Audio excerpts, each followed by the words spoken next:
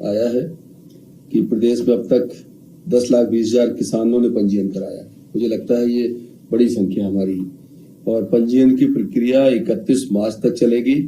15 मार्च से हमने गेहूं उपार्जन का काम चालू कर दिया। तो लगभग 2691 उपार्जन केंद्र स्थापित किए गए प्रदेश में। प्रदेश में 276 किसानों से 1800 मीट्रिक टन के आसपास उपार्जन हो भी चुका है। ये एक शुभ संकेत है। और राज्य सरकार अब तक का अधिकतम 175 रुपए प्रति क्विंटल बोनस की हमारी सरकार ने जो ये घोषणा की है, मुझे लगता है कि ये बहुत किसानों के लिए आगामी समय में बहुत लाभकारी सिद्ध होने वाली है।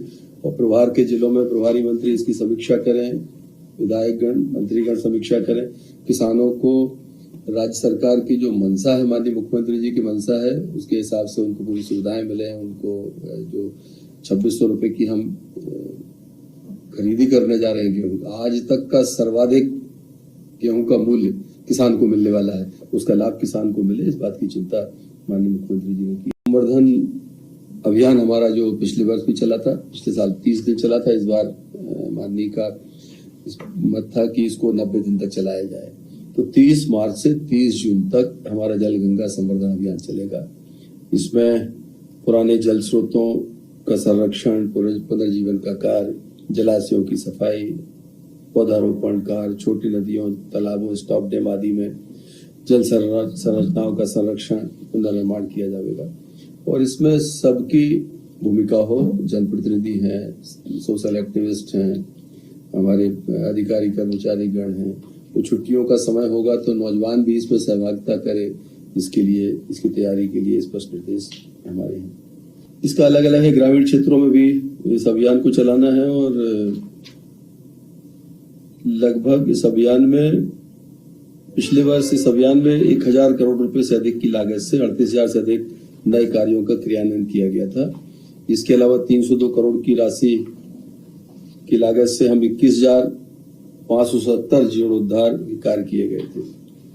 और काफी इसका एक बहुत अच्छे परिणाम पिछले साल निकल के आए थे।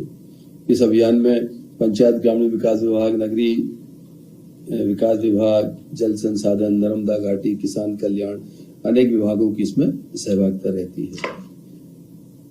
जल गंगा संवर्धन अभियान विभागीय स्तर पर तथा प्रभार के जिलों में प्रभारी मंत्रियों से अपेक्षा की है कि सतत उसकी समीक्षा करें, शामिल हों और लोगों के लिए शामिल हों। कैबिनेट में ग्राम झागरिया, तहसील हुजूर में एक 4 हेक्टेयर भूमि, हमारा जो आयुष्मान योजना चलती है, आयुष्मान भारत योजना, इसके हमारा जो नियंत्रण केंद्र है एनसीडीसी का, स्वास्थ्य और परिवार कल्याण मंत्रालय, भारत सरकार के पक्ष में एक भूमि आवंटित की गई है।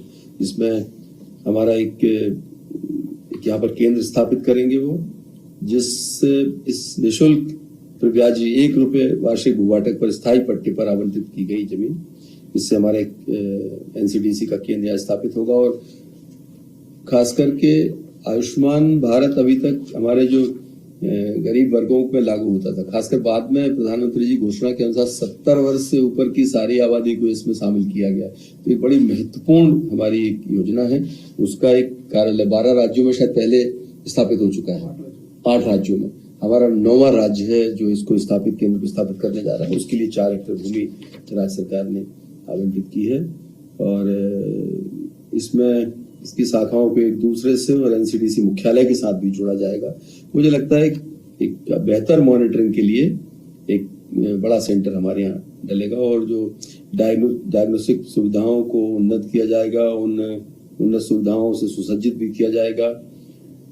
कई चीजों पर इस केंद्र के माध्यम से जो है हम उसकी बेहतर सेवाओं को और बेहतर कर सकेंगे। ये बड़ी उपलब्धि मध्य प्रदेश के लिए आज कैबिनेट में आपको बताने के लिए थी। हम भारत सरकार की जो प्राइस सपोर्ट स्कीम के अंतर्गत खरीफ फसल में हम लोग तुअर का न्यूनतम समर्थन मूल्य जो घोषित हुआ है 7650 रुपए का उपार्जन इस दाम पर सरकार करने वाली है। तुअर का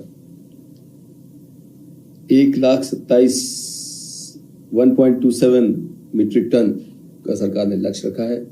और दालों को प्रमोट करने की जो मंशा हमारे माननीय प्रधानमंत्री जी की है कि इस देश में हमको दालों में आत्मनिर्भर बनाना है देश को, उसमें एक कदम आगे बढ़ाते हुए माननीय मुख्यमंत्री जी के नेतृत्व में मध्य प्रदेश ने तुअर दाल को खरीदने 2019 में हमने खरीदा था और इस बार फिर सरकार कोशिश कर रही है कि इस तुअर दाल खरीदी को प्रमोट किया जाए। और ये मुझे लगता है कि तुअर दाल उत्पादक किसान जो हैं उनके लिए एक बहुत बड़ी खुशखबरी है कि सरकार वो खरीदेगी और अच्छे दामों पर खरीदेगी। लगभग 7,500 रुपये प्रति क्विंटल के दाम किसान के लिए बहुत अच्छे दाम है और इससे आगामी समय में दालों के प्रोत्साहन के लिए एक बड़ी आज राज्य सरकार की जो एक किसानों के लिए लाभकारी योजना प्रदान की गई। और अविरल निर्मल नर्मदा, ये बड़ा एक सरकार का संकल्प भी है और नर्मदा समग्र को लेके माननीय मुख्यमंत्री जी की बड़ी एक हमेशा उनका रहता है उनके मन में कि हमारा जो नदियां हैं, धार्मिक स्थान हैं, जो हमारी संस्कृति को संरक्षित और संधारित करने की उनकी जो एक मंशा है, उसमें एक आज एक मील का पत्थर साबित होने वाला है कि वन विभाग के माध्यम से एक अविरल नर्मदा निर्मल नर्मदा कैंपा फंड के माध्यम से 24-25 में से 31-32 तक ये योजना जो है अगले 7 साल चलेगी। 124 करोड़ के आसपास इसका अनुमानित व्यय है।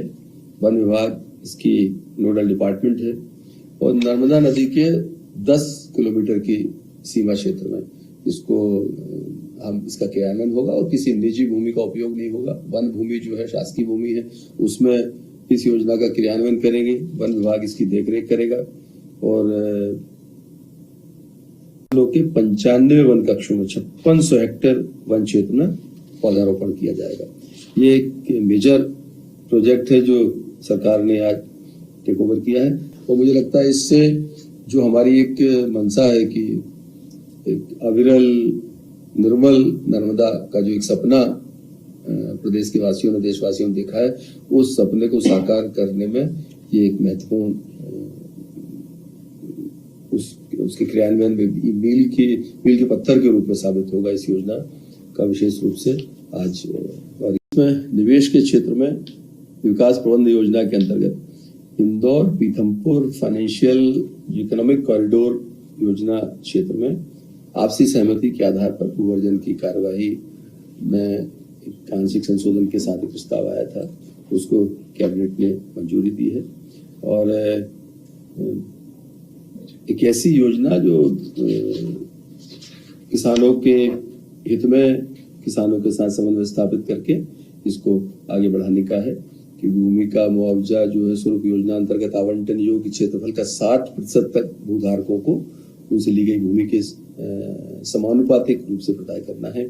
इसमें इंदौर के 9 तथा पीथमपुर के 8 गांवों की भूमियां इसमें समाविष्ट हैं। इनका कुल रकबा लगभग 1290 हेक्टेयर के आसपास है। पीथमपुर औद्योगिक क्षेत्र आगरा मुंबई राष्ट्रीय राजमार्ग को एयरपोर्ट से सीधे कनेक्टिविटी प्रदान करने के लिए मुझे लगता है एक बड़ी स्कीम ये है और इस उद्देश्य से 75 मीटर चौड़े लगभग 19.60 किलोमीटर मार्ग का इसमें निर्माण किया जाएगा।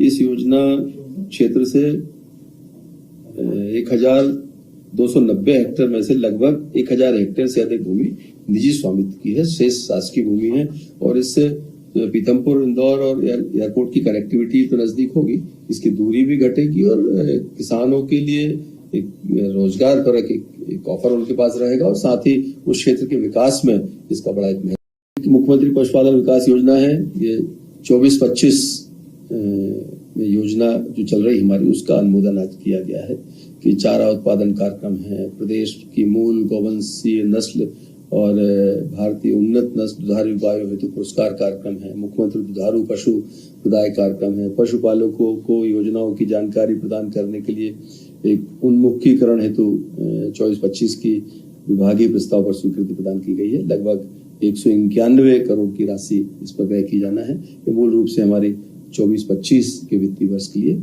इस योजना को पशुपालन एवं डेयरी विभाग द्वारा जो आया था इसमें उसको आज कैबिनेट ने अप्रूवल किया।